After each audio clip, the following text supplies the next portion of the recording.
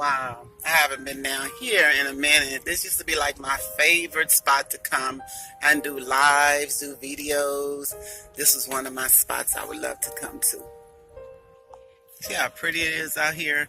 Just imagine being out here. It's cold, but I'm in the car. But anyway, let's go ahead and get started in this video. Good morning, everybody. Good morning, good morning, good morning on this beautiful Tuesday. I hope y'all liked the little first part of the video. I did a little part of that video just to let you know that life is beautiful. Everything that you see, everything that you seen before I came on, remember God created it. He did that. Everything he make is good. You're good. Okay? All right. Well, today, I'm just gonna, kind of keep going on the things that I endured, endured in life, and in hopes to helping somebody else know that. Sorry. In hope of letting someone else know that you can be helped, that there is help for all of us.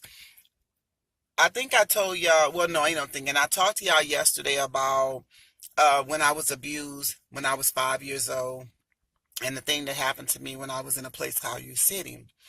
Well, now we're going to go ahead and go on a little further.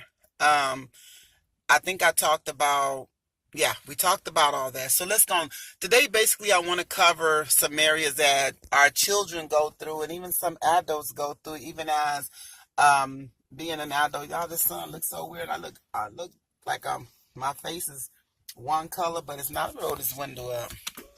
That didn't help. But anyway, let me not be distracted. Let me continue talking about what I was going to talk about.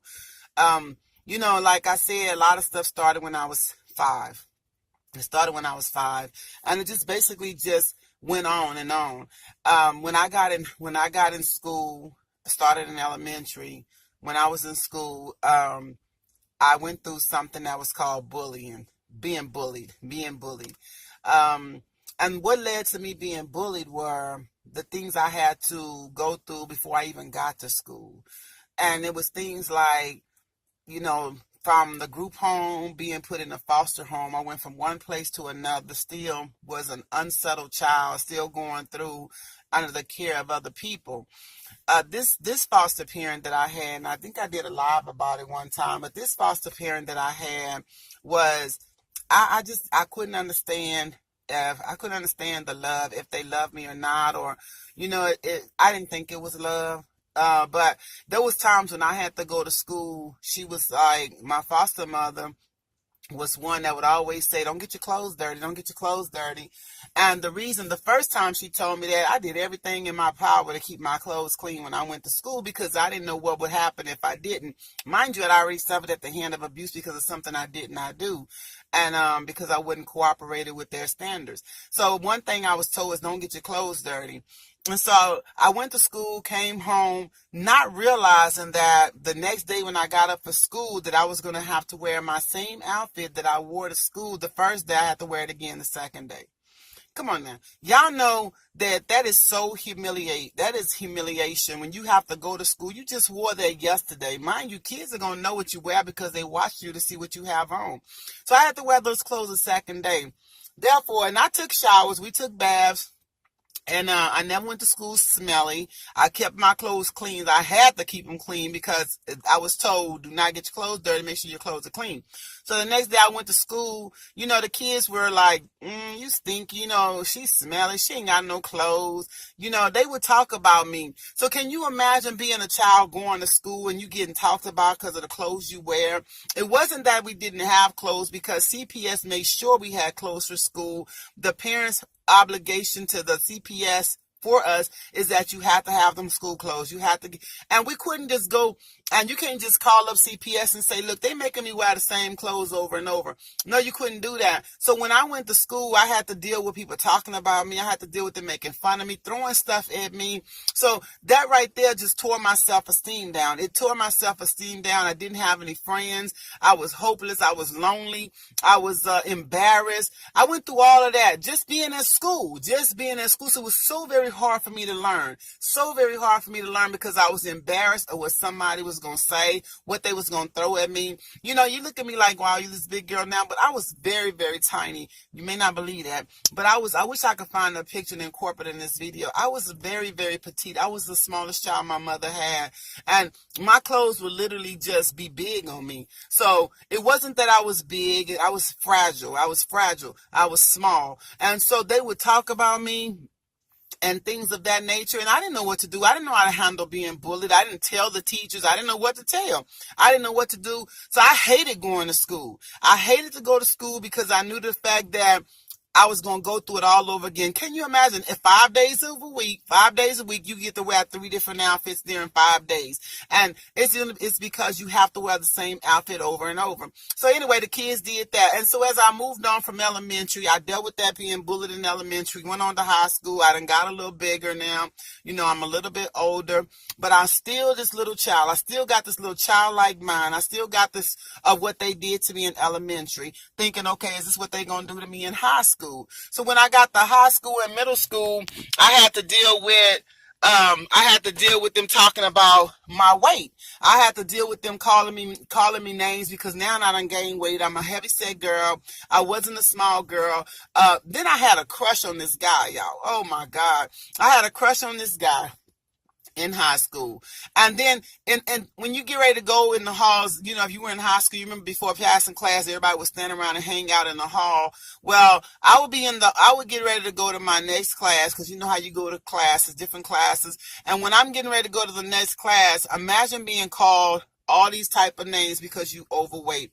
They're calling me, you know, wrestlers' names, and, you know, just Miss Piggy, and just calling me all kind of big girl names. I know some of you may have experienced that. I got talked about again. There go my self-esteem. I didn't even want to go to school. I did not want to go to school. And you know, your so-called friends that you think are your friends at the time, they're silently laughing at you. They're not trying to protect you, but they're laughing at you. And it got to the point that I did not want to go to school, but I always wanted to graduate. I wanted that feeling of walking across the stage. But again, it comes to the point of who can I tell? I never told when I was in elementary. There's a lot of things that we keep bottled up. We don't want to tell because you're like, who gonna believe me?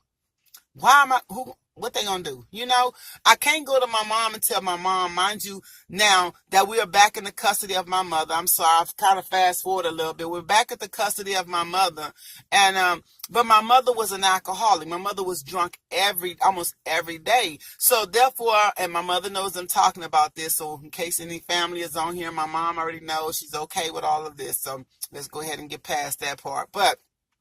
So I couldn't go tell mama because mama wouldn't be able to defend me. You know, mama couldn't do it because my mom just wasn't in the frame of mind to do it in. So I had to fend for myself. But it was one day, guys, that I was so fed up of everybody talking about me, saying stuff about me. And even my one I thought was my best friend, you got to watch, because everybody you call your best friend is not your best friend. So remember, you can't call and put that label on everybody. There is a definition to that, but we're not going to talk about that right now. But one little best friend that I thought was loyal as being a best friend actually was not my best friend. She was actually stabbing me in the back. And now, remind you, now I'm a person who has already walked in humiliation from elementary, going through it in junior high. Oh my God, I forgot middle school where we didn't have money. You know, we had to wear the stuff that we had. And I wore a pair of boots that I had that was I wore them so much that they were starting to tear. But I loved my boots and I kept wearing them. I knew I couldn't get any more, but I continued to wear my boots, and they talked about that. So this one friend of mine, my so-called friend, my so-called best friend, I was fed up. I had got to the point where I was getting tired of people talking about me. I was angry in the inside. I was hurting. I was sad. I was lonely. I was in a bad place. I was around a lot of people, but I was in my mind. I was still lonely. I was that lonely child from when I was young. I was that lonely child from elementary where they bullied me, talked about me, threw things at me. Then I'm walking through high school, people calling me out my name, saying stuff about me. I would cry when I got home. I would cry. Sometimes I would go in the bathroom and cry and hurry up and wipe my face so nobody would know I was crying. But I would cry because I was so hurt.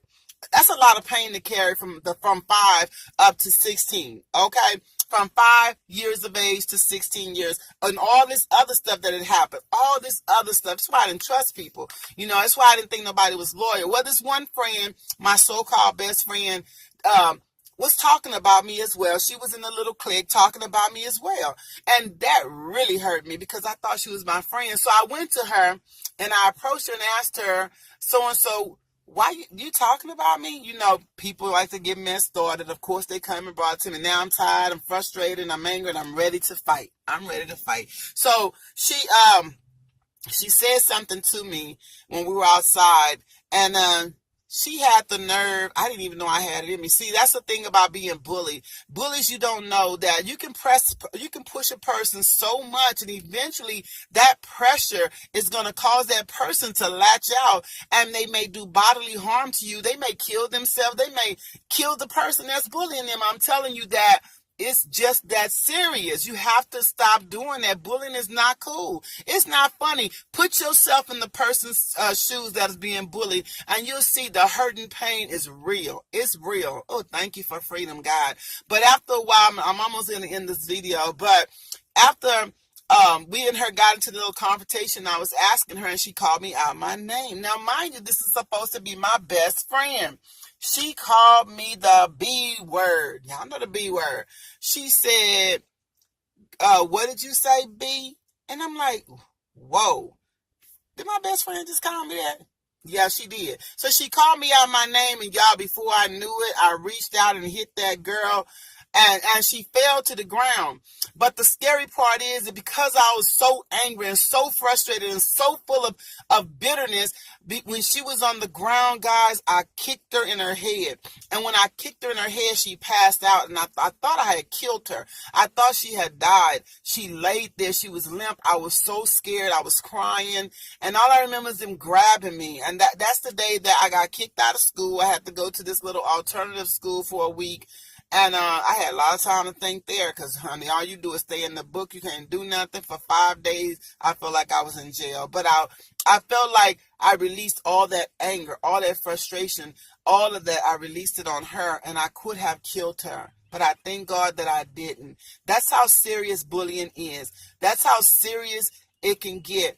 If you know your child is being withdrawn from school, they don't want to go to school. There's something different about them. Ask them questions. Talk to them. You never know what they're going through. Listen to your kids. Watch for signs, because there are signs of abuse. There are signs of being bullied. There are signs of hurt and pain. But you as a parent, if you're able to pay attention, I don't blame my mom. My mom went through her own thing as a child, so I don't hold her accountable. But know that there is something wrong with your child. You have to know. Even as an adult, there is something that's going on, because what happens to you at that age, if you're not set free from it, we're going to carry that on into relationships. I dragged my luggage from 5 years of age. So anyway, I just pray that this has helped somebody to know that bullying is very, very serious. It could cause you to hurt yourself or hurt somebody. If you need help, send me an email. You can always email me. This time I'll put my email in the link down below, in the comments down below. Leave comments. Let me know what you went through. Let me know what you suffered, because it's very, very serious. Anyway, God bless you on this day, guys. I love you so much, and I'll be praying for you, and continually, as always, keep me lifted up in your prayer. This is your morning kiss from your girl Diana. You are the best squad. If you watch this video, hit that subscribe button. I have to reach 1,000 in order for them to monetize my videos. I need to get the views up, so make sure you share this video, because everybody going through something. God bless you on this day. Love you. Bye.